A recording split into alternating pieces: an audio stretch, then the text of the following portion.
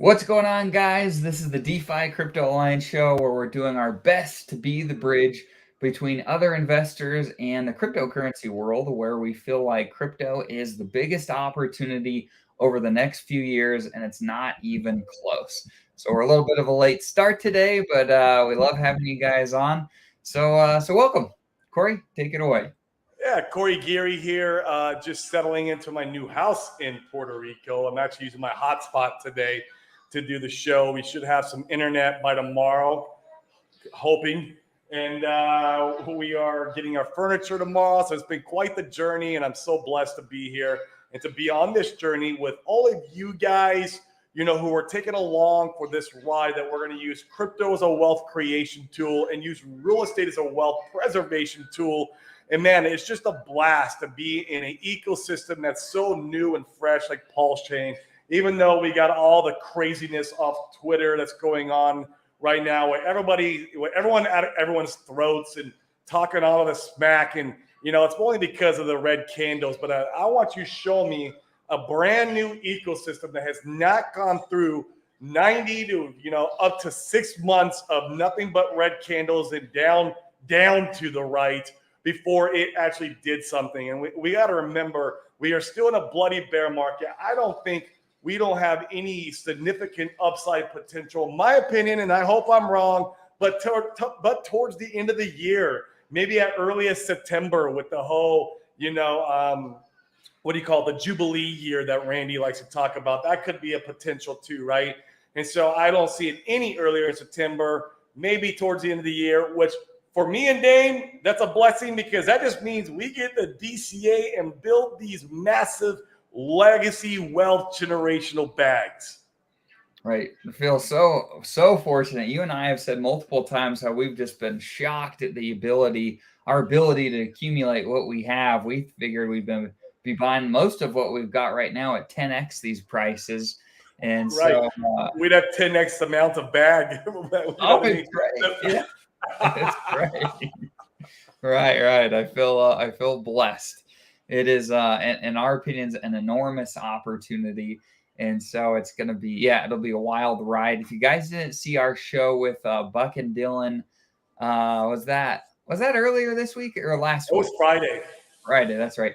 Go back and watch that. I thought that was a really interesting insight to be able to see, what those guys are thinking in regards to the next bull run and some of the factors that we need to see in order for things to really pick up and take off.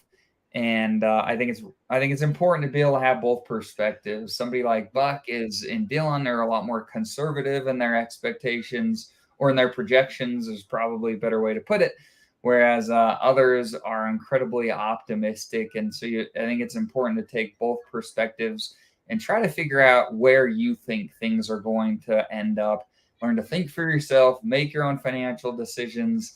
And we hope to be the platform to bring you that information to help along the way.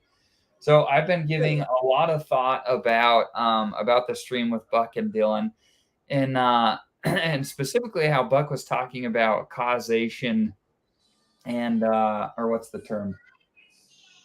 Correlation not necessarily being causation, and vice versa. Oh, right.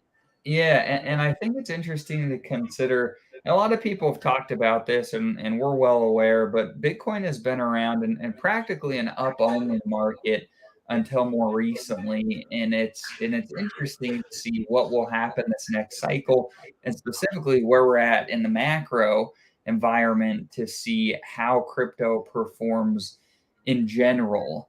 And even with that being said, I mean, you and I have talked on the show about, you have so many things lining up here that are very positive. You have the Bitcoin ETF filings that are coming out with BlackRock and with Fidelity and JP Morgan Chase and these various big hedge funds and banks. You have the Jubilee year ending. You have the election coming up. You have the Fed signaling that they're going to loosen and cut rates next year. I mean, I think all of those things have me super bullish and really excited for next year in particular, and this year to be able to really build our bags. And so, once again, right place, right time. Really excited about how all of this is working out right now. I love it. I love it. And I want to dive a little deeper into the whole, you talked about Buck and Dylan being a little more on the conservative side as far as, price expectations. And we see it on Twitter all day long of people like, oh, I didn't come into this to not get 1,000x. Like, what? Like, really? Okay. So, like, for me and Dane, I know we've had this discussion many times. The more important thing that we're going to be watching is market cycles, where we're at in the cycle, what's going on, obviously in the macro. That's very important. I think you had just made a very bullish case for a bullish 2024. I agree with all that sentiment, and so does Buck and Dylan and some of the more smarter guys.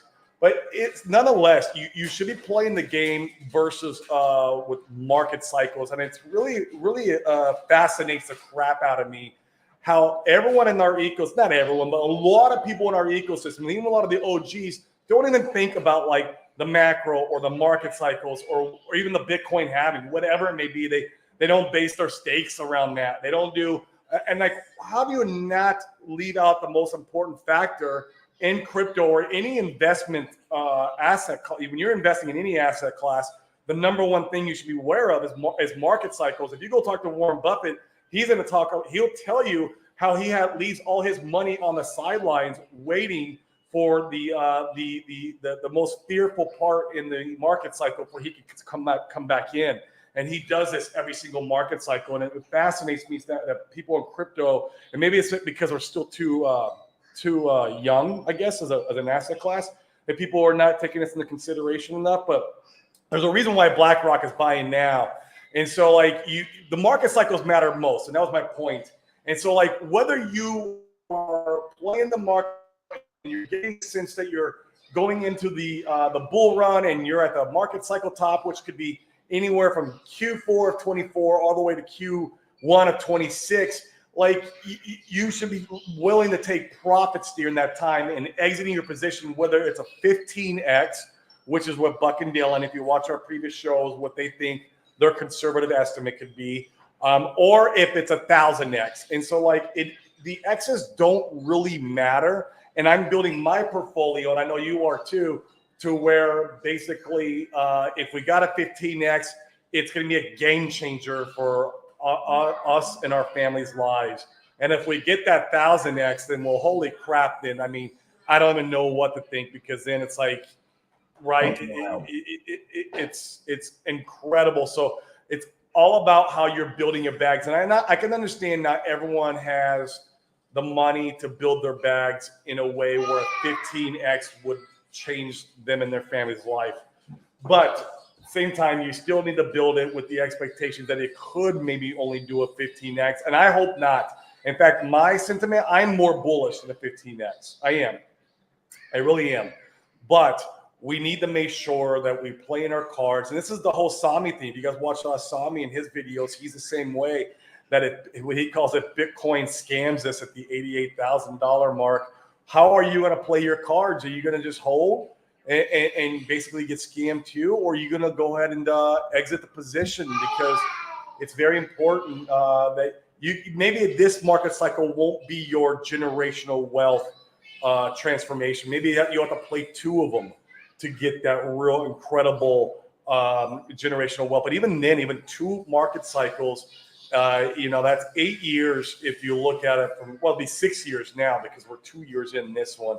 So 6 years versus, like, you can go and buy real estate and wait 20 years, or you can go buy stocks. Stocks about between 8 to 10 years every market cycle, or you can wait 6 years and still get your generational wealth, squeezed out of crypto, because crypto's still going to be the highest appreciating asset class, even if the volatility dies down versus like real estate or stocks.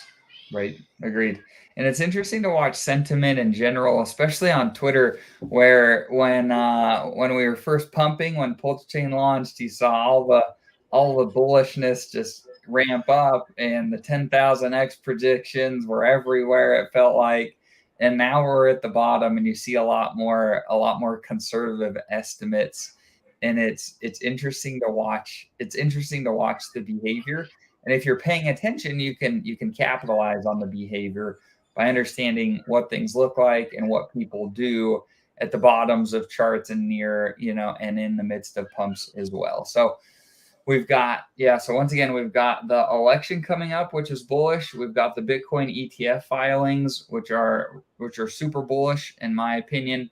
In fact, if you saw, I don't know if you noticed, Corey, but I think it was earlier this week where the SEC wanted BlackRock to clarify which of the big exchanges they were going to be using for their ETF, and they said Coinbase, which Gary Gensler is apparently suing for doing bad business, which is that's great, which is ludicrous, and so super bullish there. You have the Fed signaling that they're going to loosen up on rates next year. I mean, there's a ton of things, and then we also have a lot of the cool new protocols that have launched or will be launching on Pulse Chain. I've been seeing a lot of talk more recently of people have been saying, man, like it's been 2 years since Pulse Chain is announced. So where's all these protocols that we sacrificed for that said they'd be launching when Pulse Chain did? And I've been thinking about this one a lot, and I've got a few thoughts here, and I love your insights, Corey. So we are, just like you said, in the midst of a bloody bear market, and I'm with you. I think we could see the market start to rear its head a little bit in a positive way more near the end of this year, but we've still got plenty of time in order to launch. And specifically, and I'm certainly no, like, we don't hold all the cards and know everything.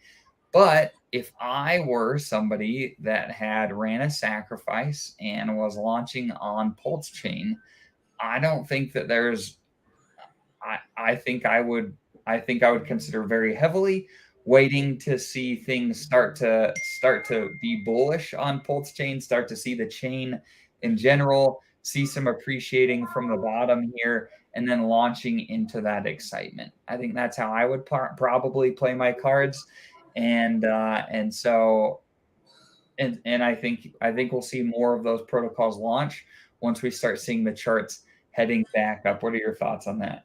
I think my sentiments in the exact same place as yours is with that. If I was launching a protocol, I would be waiting for some of this bear market to play out first. And some of the, I guess you would say, non-believers of the ecosystem also to kind of capitulate and get out. So that way you can, only have the strong hands participating in your protocol, right? Because at the end of the movie, that's what you're going to be left with. We're going through the rinsing. I know Sami likes to call that the rinsing is what we're doing for these next few months, where we're bouncing back and forth between disbelief and then what was the other one? I can't remember the other one, but it's just sideways, up and down chop. And so, yeah, I would be doing the same. That doesn't mean they're all going to launch either, guys. I mean, one or two of them could end up being.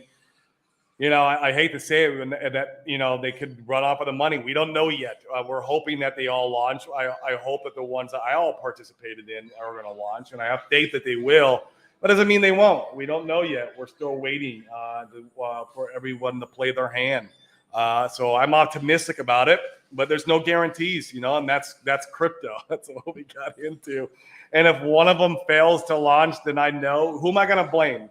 Well, I'm gonna blame me, right, for being the degen that I was during all those sacrifice days times, and me probably going, spreading myself into too many of them probably during that time, because it was a bit of a FOMO since I did not get into Pulse Chain sacrifice, and I wanted to get as many my hands on as many of those as I possibly could at the time.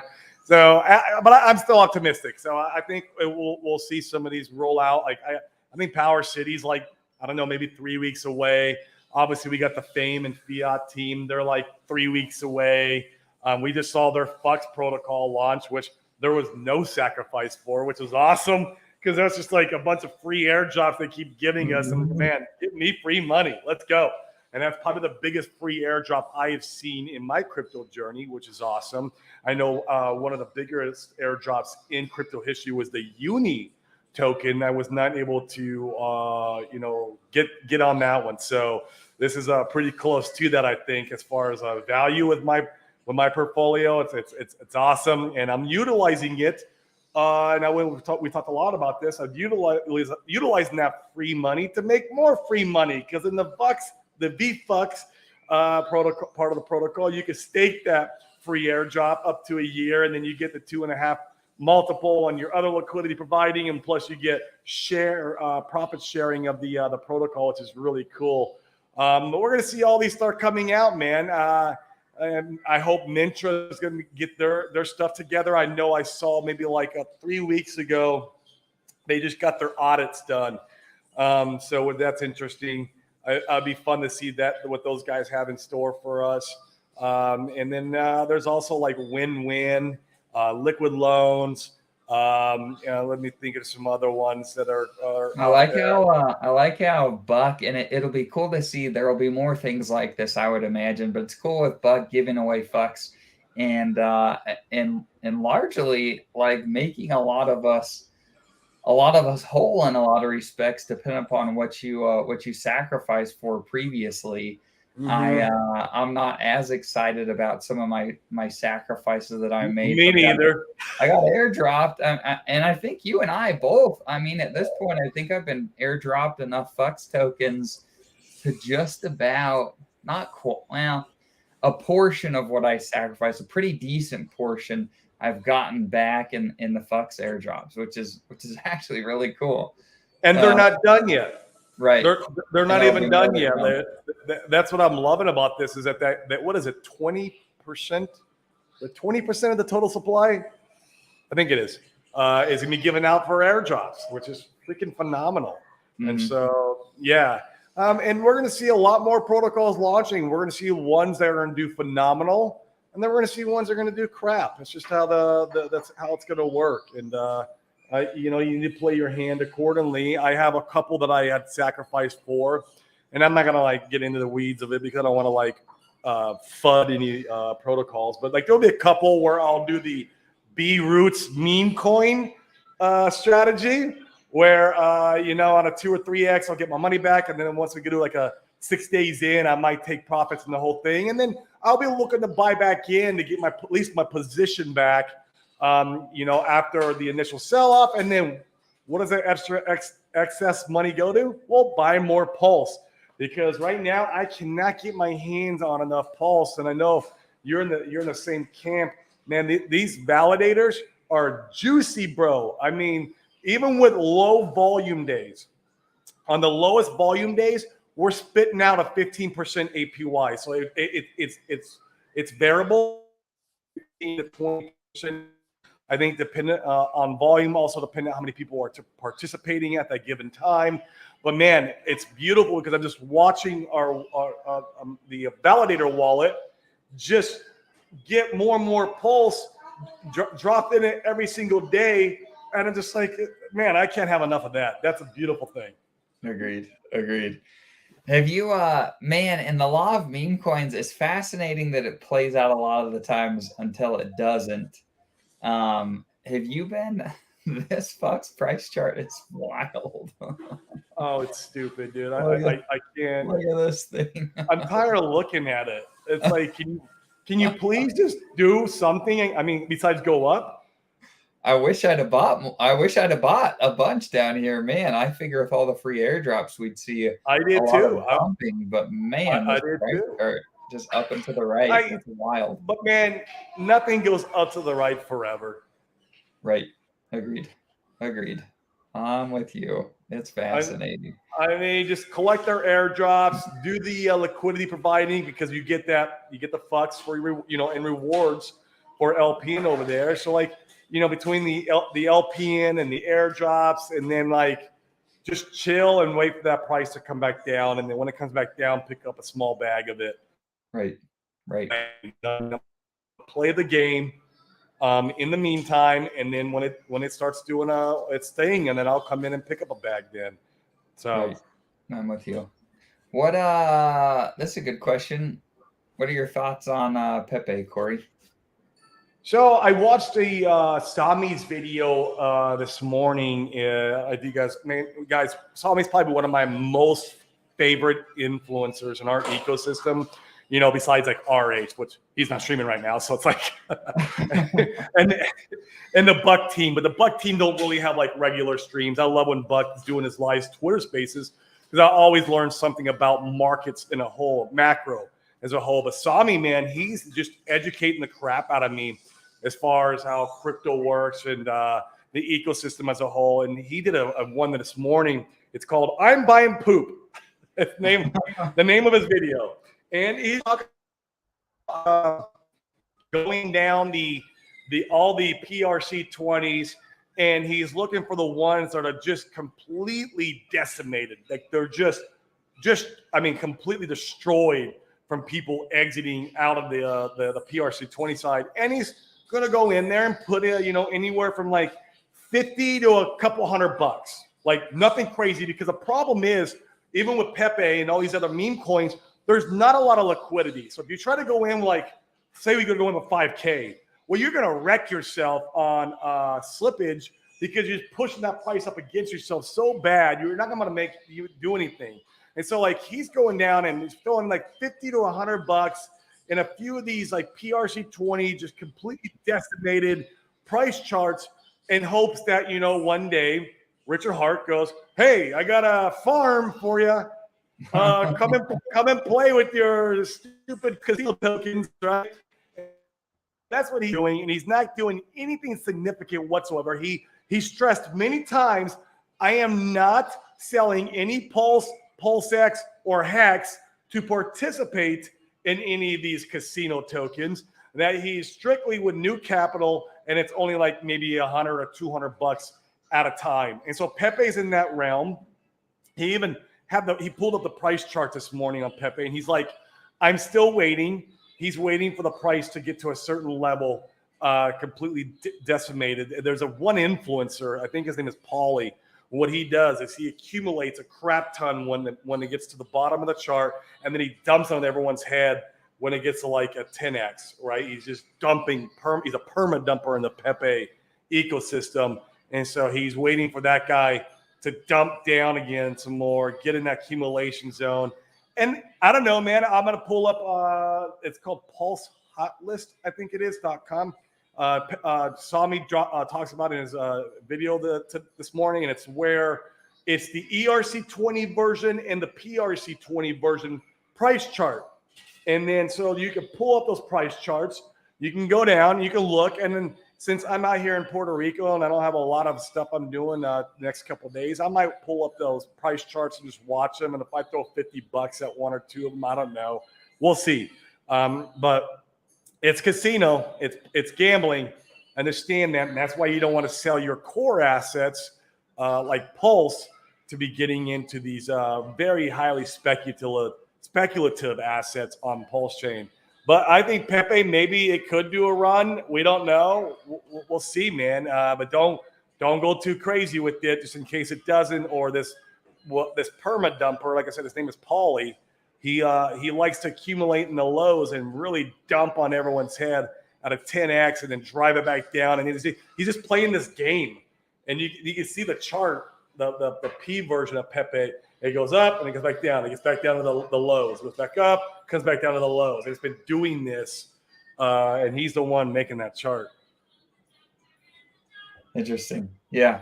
And I mean, depending upon your price projections for what you think Pulse might do, if we just look at Pulse Chain, I mean, you got to figure, call it just a 20. Let's be more conservative and call it a 25x. I mean, essentially that means for every $1,000 that you're putting into something else that doesn't outpace the 25x that Pulse might produce. I mean, that's what is that? 1,000. Well, it'd be 25,000 for every 1,000. Yeah, that's 25 grand you could be leaving on the table. Now, if you think it's 100x, that could be $100,000 for every 1,000 that you could be leaving on the table, putting in other places. And so I think it's important to weigh opportunity cost and determine how you want to measure that for your own portfolio, and then go and establish the positions that you feel good about. Yep. And that's why be very careful that you do, you only want to do it with maybe some new economic energy and maybe $100, right? Literally when you go, like most people go to the casino, responsible people, not complete degens, but responsible people will go with a few $100. They'll play. If they lose, they leave. And they have set like stop loss after their winnings are done, and then they leave. They're very responsible with their gambling, and these are far and few in between. These are far and few the people who do this, but that's responsible gambling. And you want to do the same with these meme coins. If you put $100, maybe you put $100 in Pepe when it hits its low, and then maybe it does a 10x. Well, that's $1,000. You can get $1,000 out of there. What if it does 100x? Well, that $100, I mean, maybe you got 10 grand, right? And that'd be nice to take 10 G's and put it in the pulse. Oh, that would feel so good to buy a nice pulse bag with 10 grand that you started with $100 with. That would be amazing. But like, that's a long shot. That $100 to a 10 grand, man, that's like pulling the lever on the slot machine and getting all the symbols, like whatever your game you're playing on the screen together. Like, it's a long shot. Most time when you're gonna throw that $100 in there, it's gone, right? It's gonna be gone. So watch that video this morning. It's really good. And I would say if you're gonna play the game, maybe play it like that. I don't even know if I'm gonna play the game yet. I'm gonna look at the charts and kind of see what Sami's talking about. And we'll see, right? And then if it is, it's gonna be like, okay, let's throw $50 here. Let's throw $100 here, right? That's it. I ain't selling no pulse. I ain't selling no pulse X. No hex to do this. Like, in fact, I'm going to be DCAing in this month. I am putting new money in, but that's only for Pulse. I'm only buying Pulse. I want more of those node validators because those things are freaking sick. I agree. And it's very different getting rewards and something that you feel really bullish about versus something like the incentive token. That, man, there's a lot of people on Twitter talking up the incentive token, and until Richard adds some more pools or does something else with it, I just don't. I think you're back in degen land gambling away there. You are, and it could happen. I mean, I think it's like we're going to constantly see evolvement and an evolution of Pulse Chain as it's moving forward, and like we have no idea what RH has up his sleeves. He's got many different things up there, though, I guarantee you, but we just don't know. And so, like, to your point, you are playing the degen total gamble game if you're going to be getting incentive token. Or I agree 100%. Although the only reason why I do like that coin and I want some of it is because it is an RH coin, and there could be some kind of integration in the future. Who knows? But then there could not, because RH has said on multiple streams the incentive token is his least favorite out of all his tokens. He said that. Like, there's proof of it. It's even so bad that he didn't even come up with a name for it. He just called it the incentive token. He's like, it's called the incentive token, whatever. Like, what? I didn't even give it a name. It was just so. Yep. And to that point, if you did want to go and acquire some incentive token, I mean, it's cheap right now. I think you could go and acquire a dolphin position for just like a few $1,000s. So something to be said about that if that's something you're excited about. Yeah, that's I won't be buying it. I mean, if I want some more, what I'll do is I'll just take my current incentive token that I have that I've been earning from previous LPs.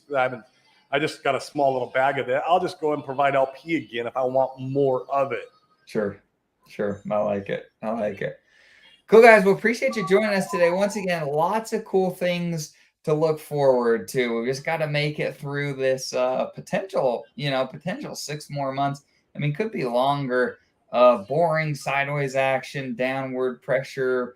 See more protocols releasing. There will be plenty of cool things if you stay plugged in. But I think the key is staying plugged in, focusing on the things that matter, and not missing opportunities because you get complacent and move your focus elsewhere. So right place, right time. We're pumped to have you guys along. And with that, we'll see you later this week when we stream again. See you guys. Cool, guys.